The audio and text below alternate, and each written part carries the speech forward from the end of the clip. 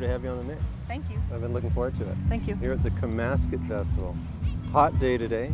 It was crazy. Yeah. Did you get in the lake? Yeah, I went into the lake because I will always go in a lake if there's a lake. Right on. Yep. Cooled it down. Yeah. It was a great set. Thank you. Yeah. I want to ask you, where are you from? Who are your relations? My name is Kinnie Starr Pierre, but Kinnie Starr is my artist name. My relations are Catherine Margaret Frost, my grandmother on my father's side, Nellis Starr that's the man she married, James Inch on my mother's side, and he married Alamé Potroff, who I'm named after actually, because her nickname was Skinny. And so my mom, when she wanted to name me that, she took the S off of the Skinny and I became Kinnie. Wonderful. And Alida is my first name, which is my great auntie's name, Alida Martin. She's a Star and she took a Martin name. Right on. Yep. Right on. Now, you were brought up in the West, the East? I was raised in Calgary. Both my parents are from Toronto, Hamilton area, but I was raised in Calgary. I was born there. But I was conceived in Ontario, raised in Calgary, and I've been living in Vancouver for the last 15 years, and my husband and I are just about to move back to Toronto. Back east. Yeah, back east. Right on. Yeah. Right on. Tonight you did a real wide range of performance, expression. Thank you. Who are you related to? Normally we would ask who are you related to musically, but it's not just music with you. There's other art forms going on there. Yeah, I was really influenced. I'm just influenced. Well, musically, I love a lot of instrumental music, a lot of like Badawi from the UK and Ennio Morricone soundtracks are really quite impressive to me. I like a lot of old prison recordings. I listen to quite a lot of old Alan Lomax recordings, prison recordings. Yeah. To me, those are all kind of the roots of hip hop. So, like, I hear a lot of hip hop in old blues music, and I hear a lot of hip hop in instrumental music too. It's just how I hear it. And then poetry-wise, I was really interested in poetry even as a very little girl. And so when rap music started to explode in the late 70s and early 80s, because I'm a lot older than I look actually, and so I was a young girl and I was seeing like breakdancing and b-boy culture kind of coming up, and it was very impressive to me because I was like, when I was growing up, I was living the life of like a middle-class white girl in Calgary, Alberta. I mean, I'm mixed race, but that wasn't how I was living my life. I was just in Calgary.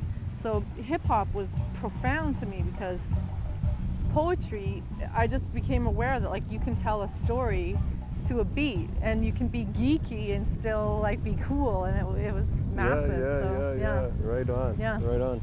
So all those early influences, and how did you get started then? What was your first step? The first instrument that I played was my brother's drum kit, and that was in high school. But I wasn't very good at it, but I liked it. I had good rhythm. The first thing that I really dug into was the guitar. Okay. And so I have a return to guitar I have a record coming out in March 2010 that's a return to guitar, because basically I realized that Canadians of all ilk love rock music, and I love rock music. So I wanted to try and like step away from hip hop for a while and just make a rock record, a beautiful rock folk record. Cool. So I can't remember why I'm even talking about that. Well, there's a strong tradition of that in Canada, as you said. You referred to Neil Young today. Yeah, he's a very good example of that kind of open, expansive, really expressive rock music. Yeah. Right? Yeah. Are you going that direction with your I'm rock? going to go that direction for a bit. Like I made a book of poetry to kind of like focus in on poetry, and now I'm going to be focusing in on rock music, and I'll be doing hip hop on the side, and then I have a kind of some percolating like dance hip hop projects. Cool. Yeah, so I like to do as many things as possible because I don't know how long I'm going to be alive for. Right on. Yeah. Right on. It was really great today. I'm just going to look at my notes here. It's really great today to hear Rock the Boat. Oh, thanks. Yeah, you said that could be advice for kids. Were you brought up that way? Yeah, I was brought up that way. I was, excuse me while I itch my spider bites. Right.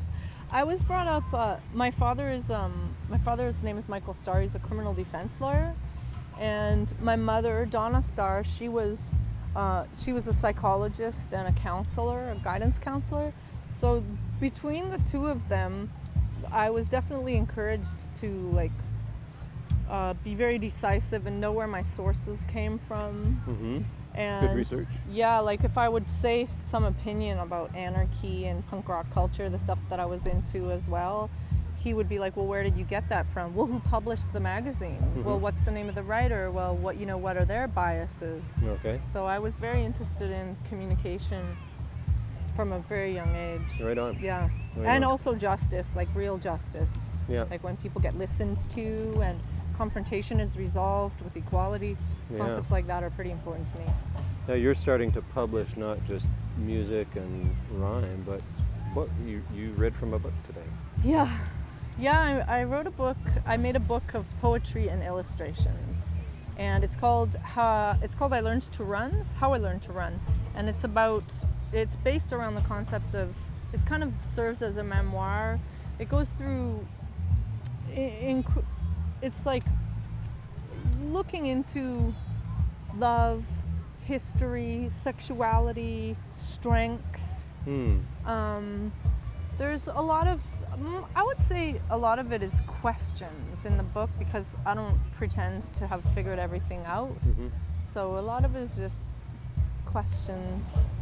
And then illustrations, because my background is, like what I was doing before I was doing music was I was just a dirtbag hippie, like backpacking around the United States and Canada, dumpster diving for food and doing Wow. graffiti. Yeah. Wow. Like I went from that to having a record deal.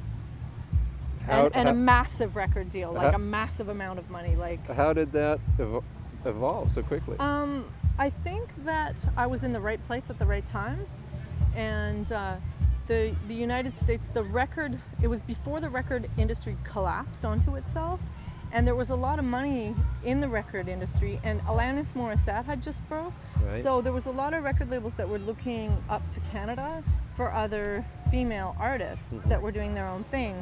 And at that time I was, I was rapping over an acoustic guitar in 3 languages, so it's pretty hard to ignore. And plus I'm fairly forthright and, anti-authoritarian, so I think that the reason why I got a record deal is because they thought they could maybe make me into like a punk rock kind of emblem, but I'm more interested in making art than being one thing. Yeah. So Yeah. Well, that never really happened. I never became like a pop star, which was good. Yeah. It was real freestyle tonight. You got the cameraman working hard when you started walking through the crowd. Oh yeah, that's fun. The crowd was digging it. I've seen I've played with some older musicians, like in their 60s and 70s, and they've called me vaudeville.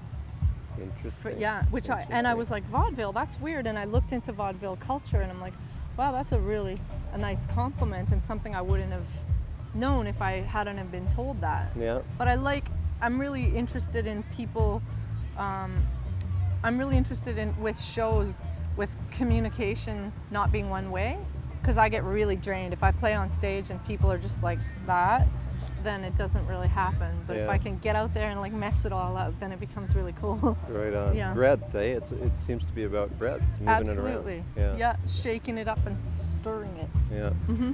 There'll be a lot of young people looking at this, and I got to ask you, what would you have to say for those young APTN viewers? What do you have to say to them? Well, I would say for young people, and this is from my heart, is to unplug. Really, like, unplug from pornography, unplug from like mainstream media culture, Mm-hmm. from magazine culture, beauty culture. You see a lot of young women are really adhering to a lot of the beauty standards that are being shoved on them by mass media culture, and then so you see a lot of girls dieting, and dieting weakens your bones. It messes your mind up because you don't have enough calories. So, and for men it's no good either to have women all feeling crazy like they gotta always lose weight and be something other than they are, right? Yeah. So it's then all of a sudden young people have no way to communicate because everybody's trying to fit into whatever they're reading or looking at on screen. So Yeah. I would say unplug. Right on. Yeah. Right on. It's Yeah. a pleasure to have you here Thank you. on the mix Thank you. at the Komasket Festival you. with Kinnie Starr. Woo!